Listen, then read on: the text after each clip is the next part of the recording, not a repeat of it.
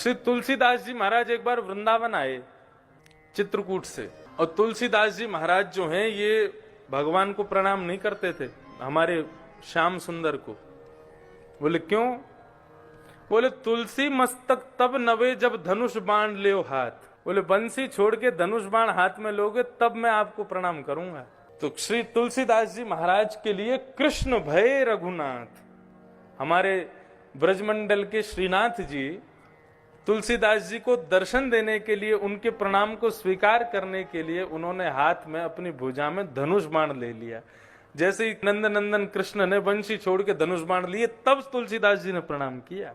तो ऐसे तुलसीदास जी महाराज, ये कोई इनके मन का भाव नहीं था, केवल आनंद के लिए, विनोद के लिए कृष्ण और राम में भेद करते थे। तो सूरदास आदि इन भक्तों से आकर के कहते थे पूरे दिन कारी कमरी वाले कोई ध्यान धरते रहो तुम लोग, व बंसी वाले को, टेढ़ी टांग वाले को ध्यान धरते रहो। अरे जाको खुद को कोई ठिकानो ना है, दूसरे इनके घर में जाके चोरी करे, वा को ध्यान धरोगे तो तुम्हें चोरी करनी पड़ेगी।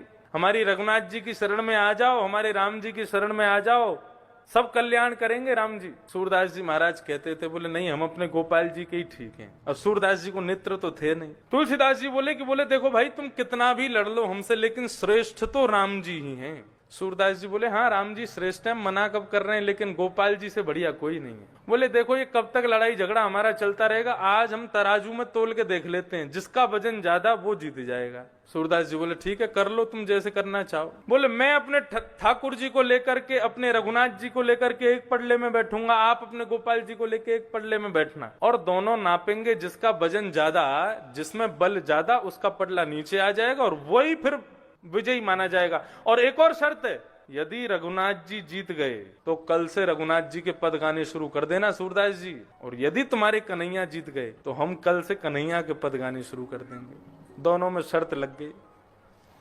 अब जैसे ही महाराज पेड़ पर तराजू लटकाया गया, अपने छोटे से गोपाल जी को लेकर के श्री सूरदास जी पहुंचे, अपने रघुनाथ जी को लेकर के श्री तुलसीदास जी पहुंचे। दोनों पडले पर जैसे ही चढ़ने लगे तो पहले सूरदास जी महाराज चढ़े, जय हो मेरे गोपाल जी, और कहकर के पडले में बैठ गए।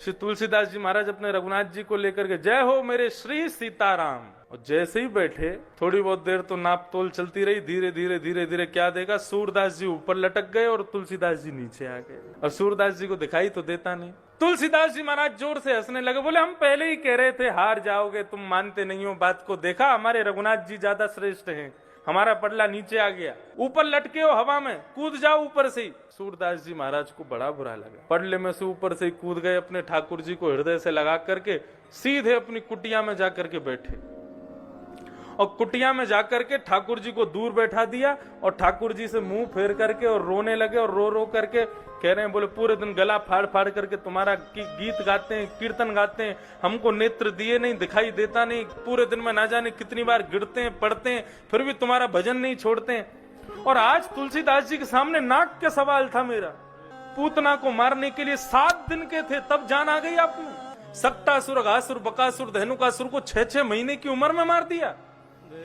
लेकिन आज एक भक्त की लाज बचानी थी तो जरा से भारी नहीं हो पाया। तो गोपाल जी मूर्ति में थे, सोई अचल हो गए, सचल हो गए, और जाकर के सूरदास जी की गोद में बैठ गए। बोले बाबा, बार बार उनकी ठोड़ी को पकड़े तो सूरदास जी बोले दूर बैठो, मुझसे बात मत करो, तुमसे बात ही नहीं करनी है, तुम ऐसे ही करते हो। विष लगा करके पूतना आई, वो ज्यादा प्रिय थी आपको, लेकिन हम लोग जो बढ़िया बढ़िया पकवान बना करके पवाते हैं, हमसे प्रेम थोड़ी है आपको। सूरदास जी से ठाकुर जी कहने लगे, मेरी बात तो सुनो एक बार। बोले क्या बात है बताओ। बोले अच्छा एक बात बताओ, 2 में वजन ज्यादा होता है कि 3 में ज्यादा होता है? बोले 3 में ज्यादा होता है। बोले आप पडले में जब बैठे थे तो क्या बोला, जय हो मेरे श्री गोपाल जी। एक तो 2, और 2 भी नहीं थे भैया, 1.5 थे हम तो गोपाल जी थे छोटे से, और आप बड़े। और दूसरे पडले में जब तुलसीदास जी बैठे तो उन्होंने क्या बोला, मेरे जय हो मेरे श्री सीताराम। एक तो तुलसीदास जी खूब हट्टे टगड़े, और फिर सीताराम यानी विवाहिता युगल जोड़ी के संग बैठे, 3 लोग बैठे थे। अब यहाँ पर 1.5 बैठे, वहां पे 3 बैठे, कौन भारी होगा? अगर तुम भी कह देते जय हो मेरे राधे श्याम, तो अगर जरा भी कमती रह जाते तो तुम जो कहते वो करते हम। सूरदास जी ने तुरंत उनको गोदी में उठाया और सीधे अपनी छड़ी लेकर के पहुंच गए तुलसीदास जी के पास। तुलसीदास जी बोले आ गए हमारे रघुनाथ जी की शरण में? बोले शरण में बाद में आएंगे, दोबारा तराजू लटकाओ। तुलसीदास जी बोले क्यों? बोले पहले थोड़ी मिसअंडरस्टैंडिंग हो गई थी हमसे, हम थोड़ी भूल में रह गए, हमको पता नहीं लग पाया क्या करना है, अब हम बिल्कुल सोच समझ के आए, अब दोबारा से तराजू लटका। बोले अब नहीं होगा, अब तो एक ही बार हो गया। सूरदास जी पीछे पड़ गए, बोले तराजू लटकाना पड़ेगा। तब तुलसीदास जी ने अंत में सूरदास जी को हृदय से लगाया, बोले जिसने तुमको पढ़ा लिखा के भेजा है, मैं सब जानता हूं किसने क्या बता दिया है। राम कृष्ण दो एक हैं, अंतर नहीं निमेश। बंधुओं, इसको कहते हैं निश्चल निष्कपट भक्ति।